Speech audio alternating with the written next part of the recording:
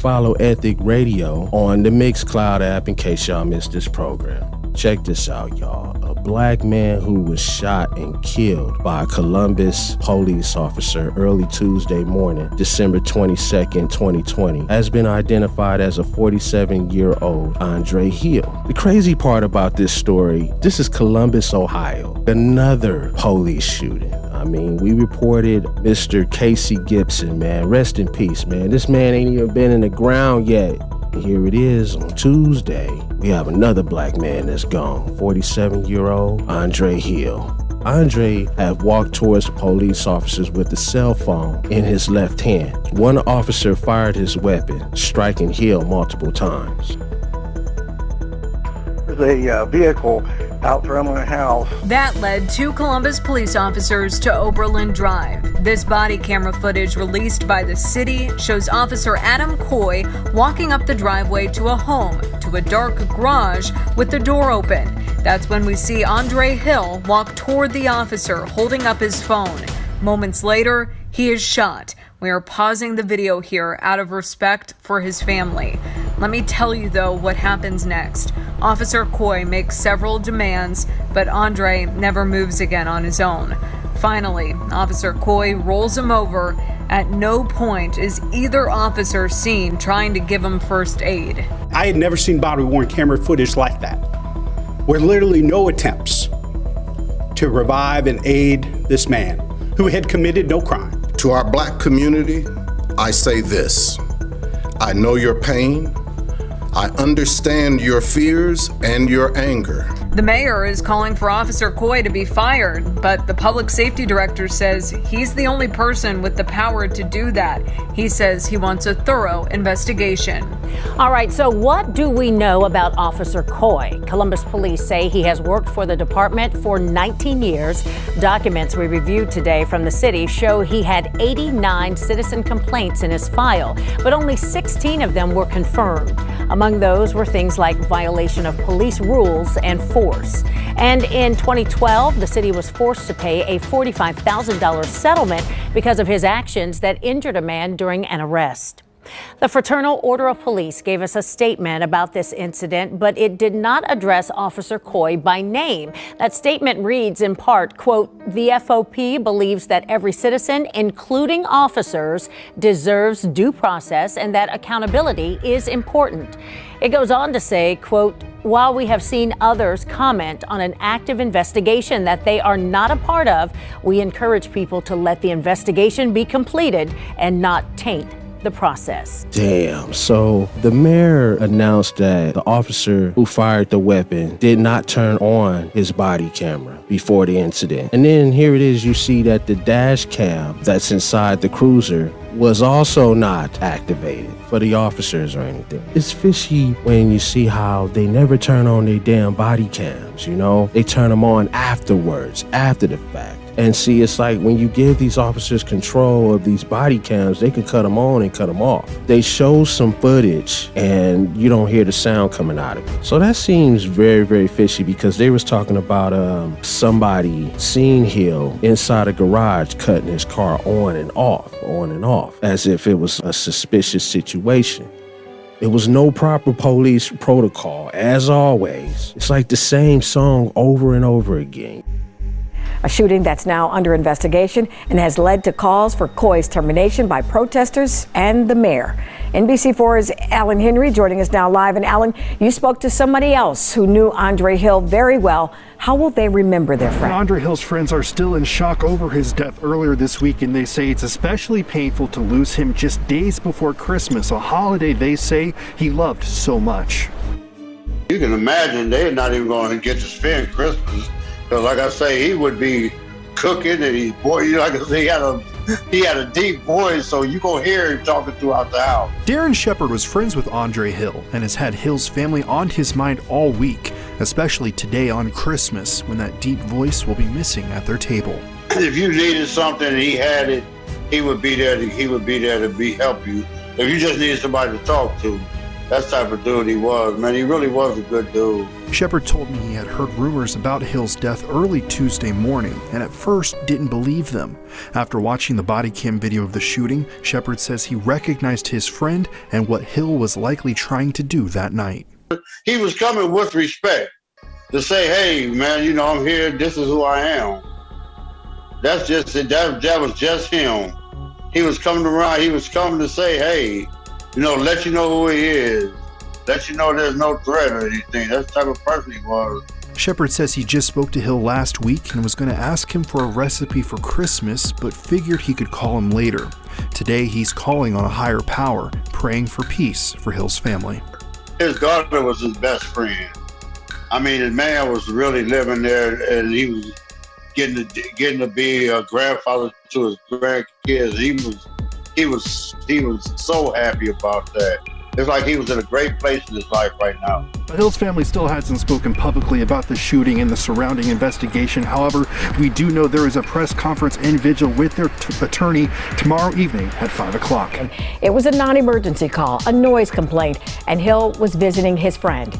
It was later that day that Mayor Andrew Ginther announced that Coy did not turn off his body camera until after the shooting, and Coy was relieved of duty. One day later, the footage was released. The mayor called for Coy's, quote, immediate termination. And yesterday, Ohio Attorney General David Yost was appointed the special prosecutor on the case. And Columbus Police Chief Tom Quinlan called for Coy's termination as well. The Fraternal Order of Police has still not given a statement. Earlier today, I attended the funeral of Casey Goodson Jr., the request of his mother. No parent should have to bury their child, and I am heartbroken for Mrs. Payne, as well as Casey's siblings and his friends. Yesterday, the city had to inform the daughter of Andre Hill that her father had been killed at the hands of law enforcement, just like Casey. It is simply an unexplainable loss. The call for service early yesterday morning was a non-emergency call from a neighbor, not a 911 call, about a car in the street that was being turned on and off. Mr. Hill was known to the residents of the home where his car was parked on the street, and he was an expected guest. He was not an intruder. Earlier today, we released the body-worn camera footage from Adam Coy, the officer involved in the shooting. As I said yesterday, Officer Coy did not turn on his body-worn camera until after the shooting. The function of the camera provides us with a 60-second look back that captures the shooting, but without audio. We can see Mr. Hill coming out of the garage of the home with one hand raised with his cell phone and the other not visible. We cannot hear the verbal exchange between Officer Coy and Mr. Hill. We can see Mr. Hill be shot and fall to the ground. I said yesterday that I'm outraged by the shooting. I'm also very disturbed by what I don't see next in the body-worn camera footage. From what we can see, none of the officers initially at the scene provide medical assistance to Mr. Hill. No compression on the wounds to stop the bleeding. No attempts at CPR. Not even a hand on the shoulder and an encouraging word that medics were en route. It is an officer's duty to not only summon a medic, but to render aid.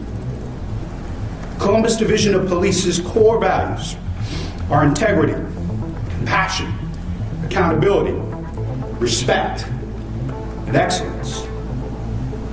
With the body-worn camera footage we've seen, these values were absent and not on display while Mr. Hill lay dying.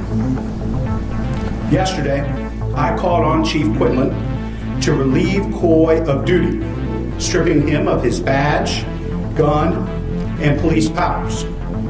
After further review of the incident, today, I am calling for the immediate termination of Coy.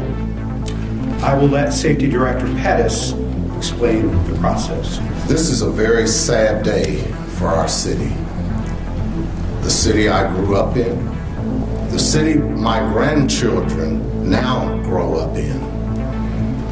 The city I've lived in all my life as a black man. To our black community, I say this: I know your pain, I understand your fears and your anger, but I am not just a black man. I am the Director of Public Safety. That carries with it obligations and responsibilities I cannot shirk.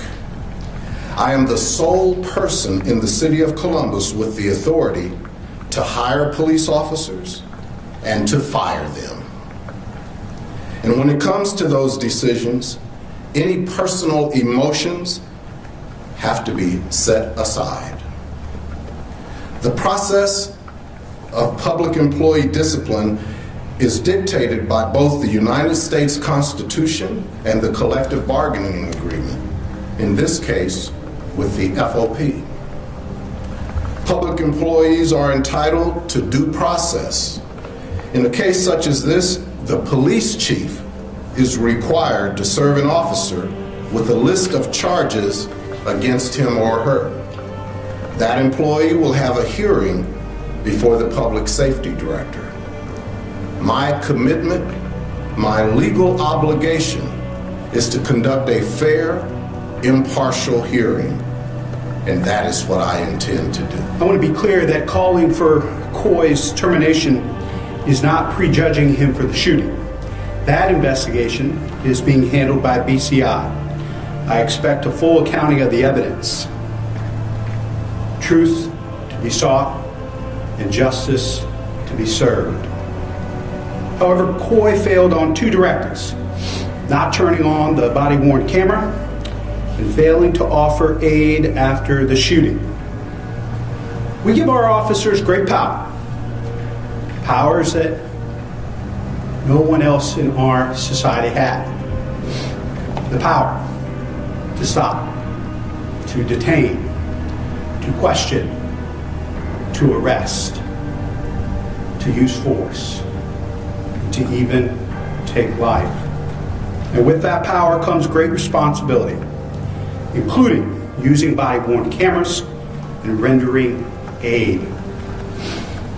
Our community is grieving and suffering. A final goodbye to Casey Goodson this morning, and now we mourn the death of Andre Hill this afternoon. Enough is enough. This community is exhausted.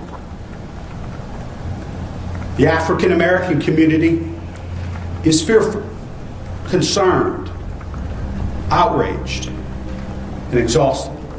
If there were other members of our community that were under threat, there were menace to our Jewish brothers and sisters at synagogues, there were threats to the Asian American community, Indian American, Latinos, and places they lived, this community would come together and stand up to make sure our neighbors were safe.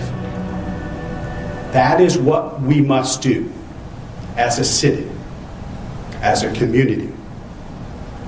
We are better than this, and we must make sure that everyone is safe.